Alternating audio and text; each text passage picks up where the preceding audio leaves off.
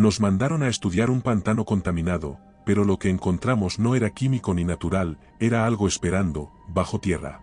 Si disfrutas de este relato, suscríbete y deja tu like. Lo que viene a continuación te pondrá los pelos de punta.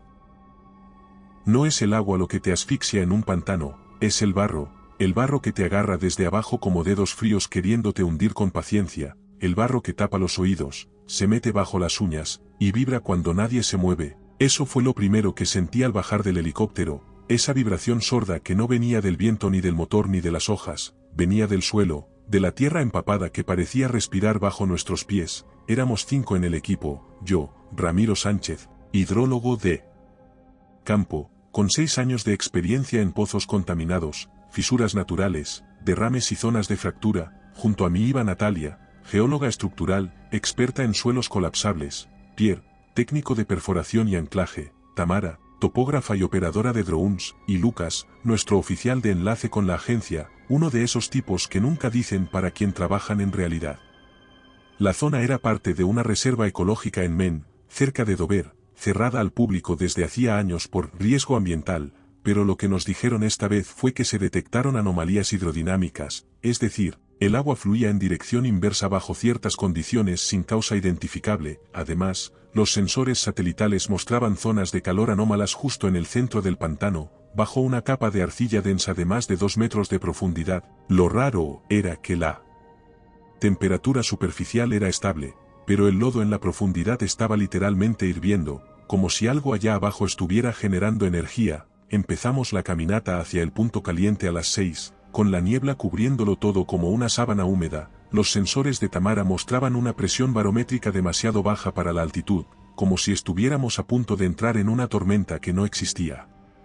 Caminamos por casi 2 horas con el barro subiéndonos hasta las rodillas, los árboles torcidos parecían seguirnos con sus ramas largas y su corteza húmeda cubierta de musgo blanco que no aparecía en los registros botánicos del área. Cuando llegamos al centro del pantano, montamos la estación base sobre pilotes de acero y comenzamos a desplegar sondas. Lo que encontramos fue algo que ninguno de nosotros podía explicar. Las sondas se hundían con facilidad, pero a los 3 metros se detenían de golpe, como si chocaran con algo orgánico pero sólido, como una membrana, como si estuviéramos pinchando el techo de una estructura viva. Tamara lanzó el primer dron de exploración y lo perdimos en menos de 6 minutos. La cámara captó una figura vertical, humanoide, muy delgada, con extremidades desproporcionadas y ojos sin párpados que brillaban con la luz infrarroja antes de que la transmisión cortara por completo.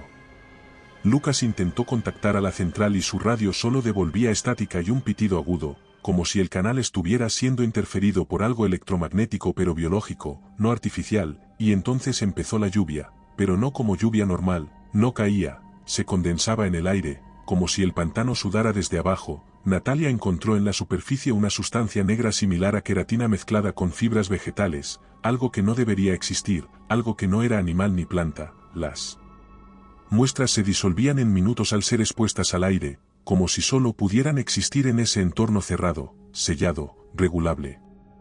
El sol apenas se filtraba entre las ramas, y cuando nos preparamos para iniciar la perforación controlada, una de las patas de la estación base colapsó, no por peso, sino porque el suelo se abrió, no como un derrumbe, sino como una contracción voluntaria. El barro succionó la estructura y nos hizo retroceder con el equipo como si estuviéramos huyendo de una criatura que respira lento pero constante. Esa noche dormimos mal, con sensores de movimiento cada 10 metros y cámaras térmicas activas. Pero lo que vimos en las grabaciones al amanecer nos dejó paralizados. Entre las 3:12 y las 3:18, una figura pasó 4 veces a menos de 2 metros de nuestra tienda, no corriendo, no acechando, caminando lentamente, como si nos midiera, como si supiera que ya estábamos adentro. Y entonces Pierre desapareció, sin sonido, sin forcejeo, solo dejó su traje abierto y su machete clavado en el barro, como si hubiera querido marcar el lugar desde dentro, como si no lo hubieran sacado, sino absorbido. Desde ahí, entendimos que esto no era una contaminación ni una fuga natural, esto era territorio biológico en expansión. Relatos como este son parte de nuestro libro en Amazon. Encuéntralo en la descripción. Algo que llevaba tiempo creciendo bajo capas de silencio, algo que no quería matarnos todavía, solo vernos moverse. Y desde el lodo, lo juraría, alguien respiraba con nosotros. La niebla no subía del suelo, bajaba del cielo como si se deshiciera de algo, una humedad sucia, espesa, que se pegaba al interior del traje como sudor ajeno. Natalia decía que el barro ya no tenía comportamiento hidráulico normal, que respondía a las pisadas con una contracción irregular, como si estuviera escuchando el peso, como si aprendiera la presión de cada paso para poder predecirlo. Instalamos una nueva estación móvil en lo que quedaba de firmeza y bajamos una cámara de fibra hasta donde el suelo nos lo permitía, pero en vez de barro, encontramos galerías abiertas, túneles perfectos entre raíces, no como cuevas, sino como venas vaciadas, suaves, redondeadas, con marcas de fricción en las paredes, como si algo hubiese pasado y vuelto muchas veces arrastrando cuerpos, huesos, o cosas más blandas. La cámara descendió unos 7 metros antes de cortarse, pero no por golpe ni fallo técnico, sino por lo que captó justo antes, una pared curva, recubierta de una sustancia oscura y pegajosa, con símbolos tallados a mano, círculos concéntricos, líneas paralelas, todo hecho con garras o piedras, y justo en el centro, un agujero vertical por donde algo asomó, un cráneo alargado, sin ojos, sin expresión, y lo que más me perturbó, sin párpados, como si nunca necesitara dormir, como si solo observara. Todo el tiempo, en todas direcciones, Lucas dijo que debíamos salir, pero Tamara se negó, dijo que si Pierre aún estaba vivo, no podíamos dejarlo abajo, que lo había visto moverse en la cámara antes del corte, que su silueta estaba de pie, muy quieta, y eso nos llevó al error más grande, entrar. Descendimos por una grieta natural entre raíces podridas que se abría como un trago seco, nos deslizamos uno por uno con cuerdas y sensores de presión mientras el aire se volvía cada vez más denso, más caliente, no por volcánico, sino por respiración acumulada, como si algo abajo hubiera exhalado durante años sin nadie que lo escuchara. La cueva era húmeda, viva, con paredes que se contraían al contacto como membranas blandas, y el olor era una mezcla de moho, carne húmeda y química orgánica. Podrida, como placenta vieja, encontramos un punto de ramificación donde el suelo tenía marcas de garras o dedos, marcas que se arrastraban hacia una abertura lateral. Ahí dentro encontramos el primer nido, o al menos lo que pensamos que era un nido, una cavidad circular con trozos de animales abiertos, pero sin sangre, como si hubieran sido drenados y luego dejados para pudrirse, sin utilidad aparente, y entre ellos, lo que quedaba de un humano, ropa técnica, una bota, una mandíbula. No dijimos su nombre, no lo confirmamos, pero era Pierre. Natalia se quebró, intentó subir, pero el túnel se había cerrado, no colapsado, cerrado, como si las raíces se hubieran movido, como si el barro hubiera memorizado el camino y lo hubiera anulado, y ahí entendimos que esto no era una criatura, era un entorno, una colonia, un sistema vivo con puntos de vista, porque cada vez que encendíamos una linterna, captábamos el reflejo de ojos en las paredes, pequeños, redondos, abiertos como los de un feto, pero secos, sin pupila, sin brillo, ojos que no parpadeaban y no retrocedían, solo observaban desde la piedra húmeda como testigos inútiles. Tuvimos que movernos a ciegas con balizas químicas para marcar el camino, pero a los 20 metros, una de ellas fue arrastrada, no cayó, no desapareció, fue tomada por algo que no escuchamos, y cuando Tamara retrocedió a buscarla, solo vimos su linterna apuntando al techo, donde una figura delgada, gris, encorvada como un insecto humanoide, descendía en completo silencio, con las extremidades abiertas como una araña. Tamara gritó, no por miedo, sino porque la estaban usando de anzuelo, y su grito nos obligó a girar, a movernos, a reaccionar tarde, porque algo más nos rodeaba desde los muros. Lucas cayó primero, con la cara aplastada contra el lodo, no por impacto, sino porque su propio casco colapsó desde dentro, como si algo lo hubiese presionado con una fuerza exacta, quirúrgica. No hubo tiempo para recogerlo, solo correr. Natalia y yo corrimos sin dirección, solo siguiendo un flujo de aire, una presión en el pecho que nos decía que había salida, o al menos una apertura. Llegamos a una galería más alta, un túnel. Este vídeo es posible gracias a nuestros miembros.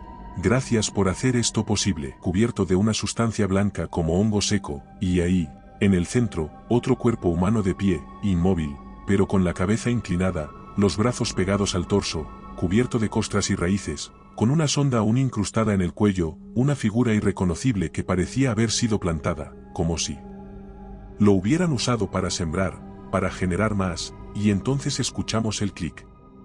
Un sonido seco, rápido, no como hueso, sino como un diafragma muscular contrayéndose, seguido de una vibración de baja frecuencia que se metió en el estómago, no en los oídos, y sentimos el suelo humedecerse, como si algo viniera desde abajo, no arrastrándose, sino emergiendo por las paredes como savia. Salimos de ahí con el último mapa topográfico digital activo, sin hablar, sin mirar atrás, solo subiendo con las manos, con las uñas, con los dientes si hacía falta, el pantano sobre nosotros. Temblaba, no por temblor sísmico, sino por presión interna, como si algo muy grande estuviera empujando desde abajo para salir.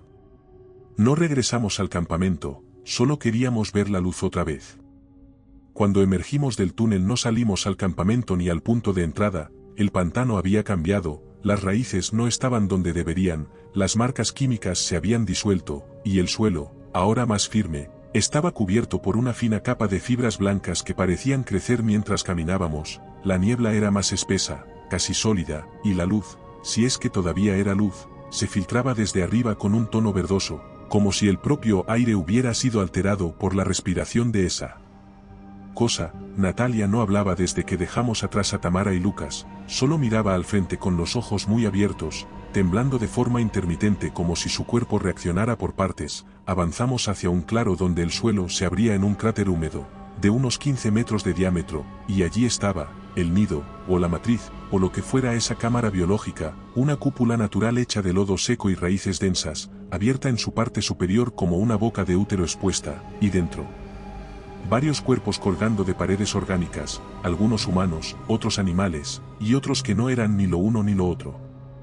En el centro, una criatura más grande, agazapada, gris, de extremidades delgadas y cuello imposible, con una piel que parecía no pertenecerle del todo, como si la estuviera mudando, cubriéndose con fragmentos de otras pieles que iba recolectando.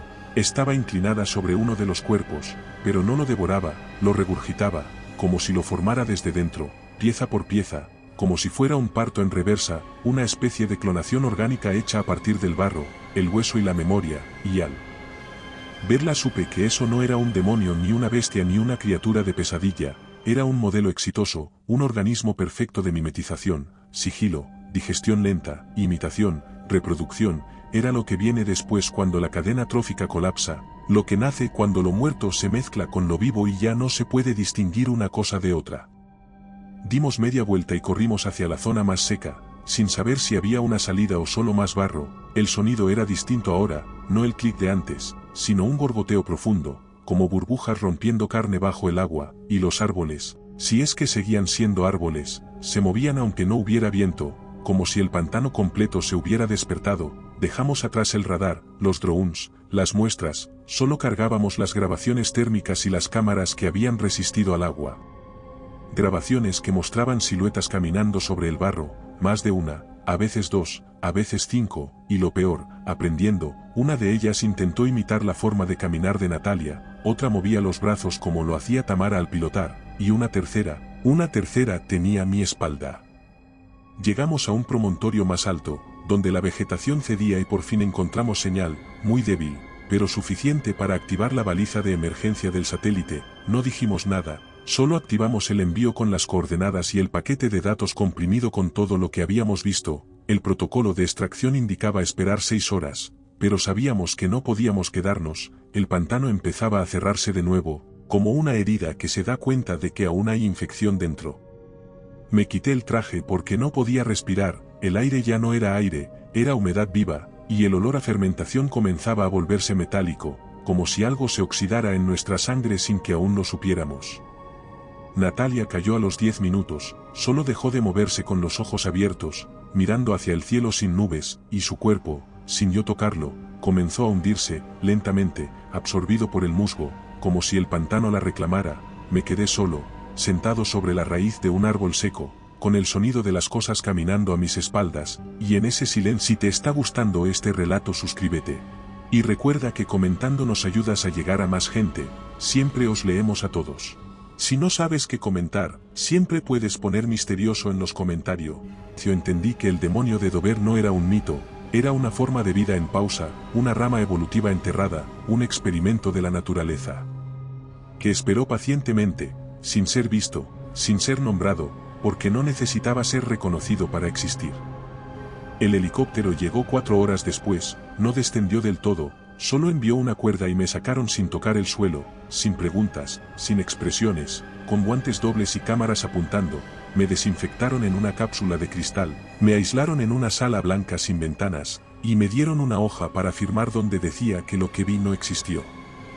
Hoy se cumplen 9 días desde que salí del pantano y esta mañana, en mi ducha, encontré barro bajo las uñas de los pies pese a que no recuerdo haberme quitado los zapatos. Y cada noche, al cerrar los ojos, escucho el clic, ahora sé que lo que nació allá abajo ya no necesita barro para caminar. Si te ha gustado este relato, aquí tienes otro que te pondrá los pelos de punta. Si buscas historias más intensas, en nuestro canal de relatos largos te esperan narraciones de más de 1 hora. Y si quieres llevar el terror contigo, nuestro libro en Amazon tiene historias exclusivas. Buenas noches, desde Terreno Misterioso.